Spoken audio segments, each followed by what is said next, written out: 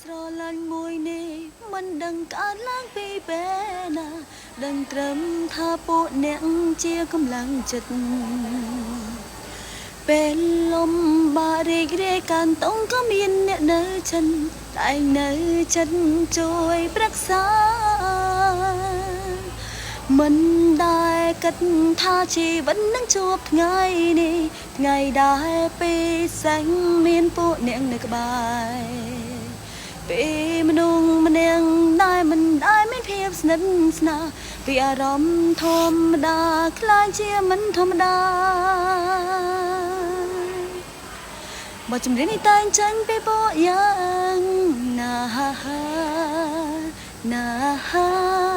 អនុស្សាវរីយ៍កន្លងនៃយើងមិនសាំងឡើ